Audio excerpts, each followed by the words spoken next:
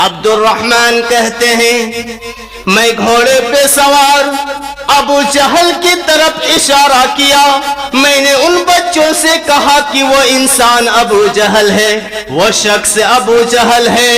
عبد الرحمن کہتے ہیں کہ میری زبان سے لفظ بعد میں نکلی، میری زبان سے لفظ بات بعد میں نکلی، بچے پہلے دوڑ گئے اور میدان گرد و غبار سے اٹ گیا، اور جب میدان سے گرد و غبار چھٹا میں نے دیکھا کہ پیدل دونوں بچوں نے گھوڑے پر سوار ابو جہل کو نیچے کھینچ رکھا ہے، ابو جہل کو نیچے کھینچ رکھا ہے، ابو جہل کی گردن کٹ چکی ہے اور دونوں بچوں کی تلواروں سے خون ٹپک رہا ہے۔ ایک بچہ کہتا ہے دشمن رسول کو میں نے قتل کیا ہے، ایک بچہ کہتا ہے دشمن رسول کی گردن کو میں نے اڑایا ہے۔ او مسلمانوں، او نوجوانوں، او بزرگوں، وہ کون سا جذبہ تھا، وہ کون سی طاقت تھی، وہ کون سا ایمان تھا جو ان چھوٹے چھوٹے بچوں کے اندر اس قدر ایمانی طاقت بھر دی؟ وہ کون سا پاور تھا، وہ کون سی طاقت تھی، وہ کون سا ایمان تھا جو 14 اور 15 سال کے بچوں کے اندر اس قدر ایمان کی طاقت جو آج ہمارے معاشرے کے اندر یہ نہیں دکھتا۔ آج ہم دین کے لیے کام کرنا ہی نہیں چاہتے، اور ہم یہ چاہتے بھی نہیں کہ ہماری اولاد بھی دین کے لیے کام کرے، یہ ہم نہیں چاہتے۔ آج مسجدیں ویران، مسجد کے اندر نماز پڑھنے والے نمازیں تک موجود نہیں، تو ہم کیسے کہہ لیں کہ ہم مسلمان ہیں؟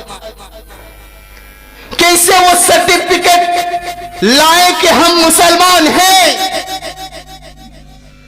مسجدیں تو بن رہی ہیں، لیکن مسجد میں اللہ کی عبادت کی جائے وہ انسان ہی موجود نہیں۔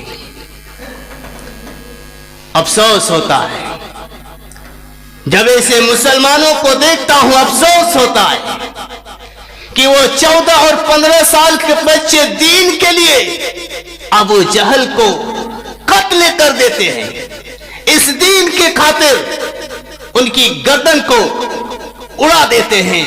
اور آج ہمارے معاشرے کے اندر 14 اور 15 سال کے بچے ٹک ٹاک، موبائل، نیا سال، پکنک اور دنیاوی جتنے بھی یہود اور نصارہ کی پیدا کی ہوئی چیزیں ہیں اس پر لگے ہوئے ہیں۔ آج مسجد کے اندر کیسے کتنے ایسے مسلمان ہوں گے جنہوں نے نیا سال بھی منایا ہوگا؟ کتنے ایسے مسلمان ہیں جنہوں نے غیر مسلم کو ہیپی نیو ایئر اور ہیپی کرسمس ڈے بھی کہا ہوگا؟ افسوس ہے ایسے مسلمانوں پر، افسوس ہے ایسے نوجوانوں پر جو غیر مسلم یہود کی پیروی کرتے ہیں۔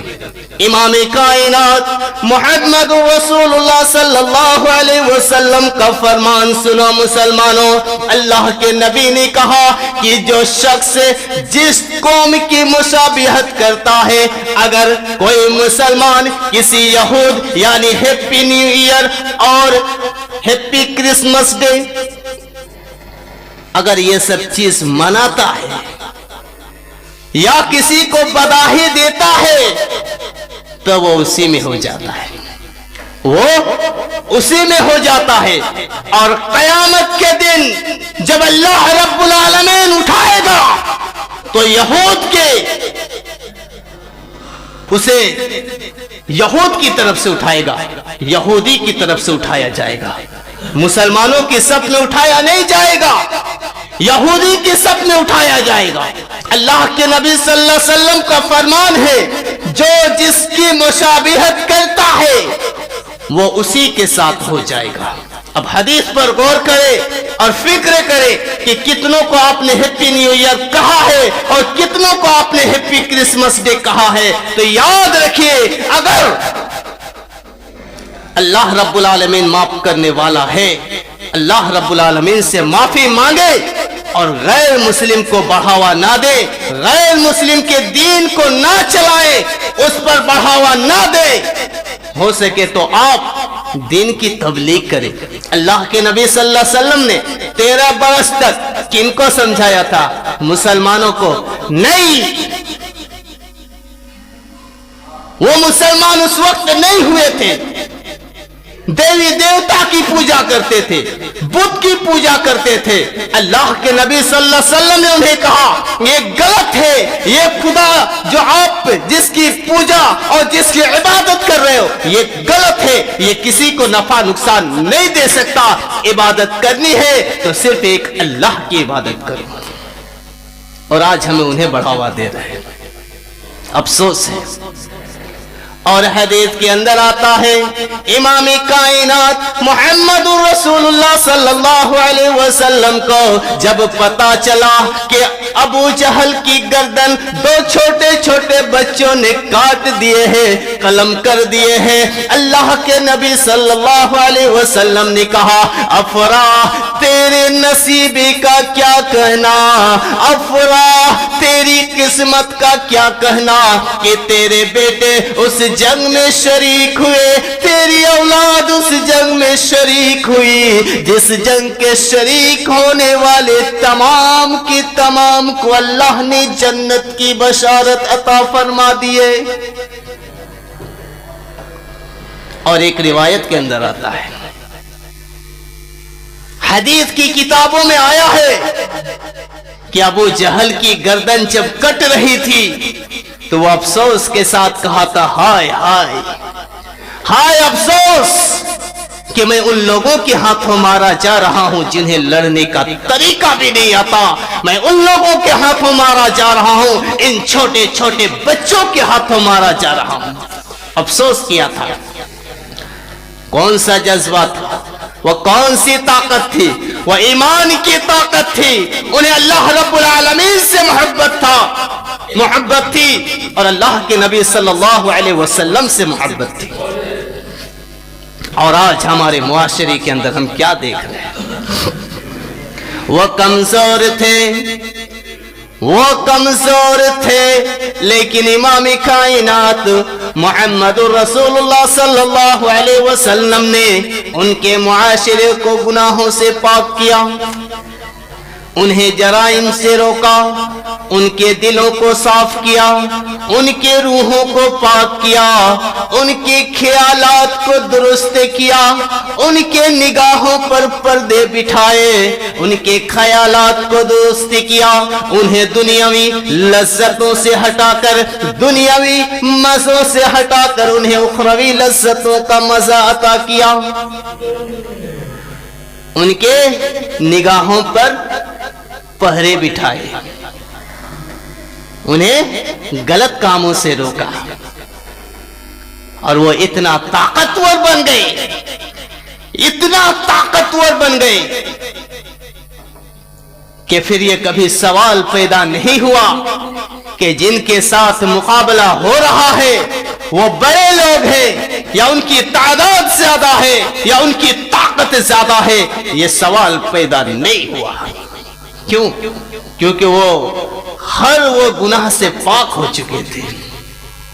اور آج ہم نہ بدکاری سے دور ہیں، نہ شراب سے دور ہیں، نہ کباب سے دور ہیں، اور نہ کوئی ایسی برائی سے ہم دور ہیں، ہر چیز کر رہے ہیں، پھر بھی ہم کہتے ہیں کہ ہم مسلمان ہیں،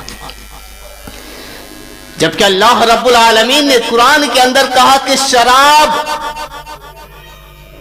ایک حرام چیز ہے، شراب گندی چیز ہے، اسے پینا بھی نہیں چاہیے، لیکن آج ہم شوق سے شراب پیتے ہیں۔ نیا سال میں کتنوں نے پی کر رکھا، کتنوں نے، کیونکہ نیا سال آیا۔ افسوس ہے ان مسلمانوں پر، افسوس ہے جو کہتے ہیں کہ نیا سال آیا. افسوس ہونا چاہیے کہ آپ کی زندگی کا 1 سال کم ہوا. آپ کو رونا چاہیے کہ اللہ رب العالمین نے اگر آپ کو 60 سال کی زندگی دی اور آپ کے اگر 25 سال ہو گئے تو آپ کی زندگی کا 1 سال کم ہوا. روئیے، اس لیے روئیے کہ اگر آپ نے نماز شروع نہیں کیا تھا تو اس سال سے نماز شروع کر دے، کیونکہ آپ کی زندگی کا 1 سال کم ہو چکا ہے.